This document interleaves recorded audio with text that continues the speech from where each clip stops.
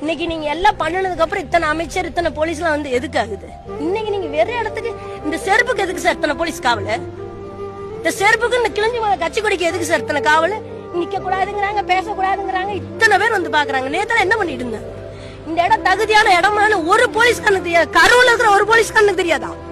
எல்லாத்துக்கும் பொறுப்பு முதல்ல இந்த இடத்துக்கு வந்து அப்ரூவ்டு கொடுத்த ஆளுங்கட்சி.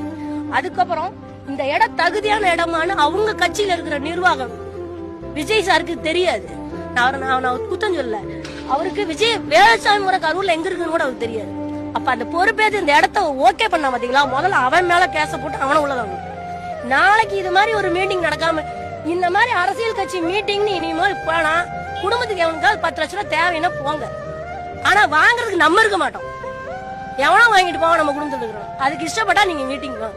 இன்னுமே செம்மிளியாட்டு கூட்டம் மாதிரி இருந்தோம்னு வச்சுக்கோங்க, உண்மையாலுமே நம்ம வாழ்றதுல வேஸ்ட். நம்மளால எவ்வளவு ஒரு கில்லுக்கெரியா யூஸ் பண்றாங்கிறது இந்த மீட்டிங் தெரிஞ்சிருக்கு. அதாவது இங்க இருக்கிறவங்க இத்தனை படிச்சு எவ்வளவு கேவலமா இன்னைக்கு கரூரை பாக்குறாலும் கொண்டு வந்துட்டாங்க. இவங்க எல்லாம் படிச்சவனான்னு கேக்குறானு காலையில இருந்து நியூஸ்ல. அவ்வளவு கேவலமா போய் இங்க இருக்கிற பிள்ளைங்க இங்க இருக்கிற விஜயை பார்க்க வரமாட்டாங்க. யாரு நம்ம குழந்தைகளோட வரக்கு அறிவில்லையான்னு கேக்குறீங்க. இங்க பக்கத்து வீட்டு பிள்ளைங்க வந்து விஜய் பார்க்காதா சார்? யாரு கண்ட்ரோல் பண்ண முடியும்னு நினைக்கிறீங்க? சம்பவம் நடந்தது யார் மேல குற்றங்கிறத விட கவர்மெண்ட் மனுஷனை மதிக்கிறதே இல்ல சார்.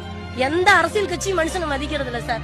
நம்ம பார்த்து திருந்தினா தான் சார் ஆகும். திருப்பி எல்லாம் அடிச்சோம்னா தான் யோசிச்சு கேள்வி கேட்டு படிச்சவனை உட்கார வச்சு பண்பானவனை உட்கார வச்சு ஜனங்களை நேசிக்கிற ஒருத்தனை தலைவரா தேர்ந்தெடுக்காத வரைக்கும் நம்ம செத்துக்கிட்டே தான் சார் இருப்போம்.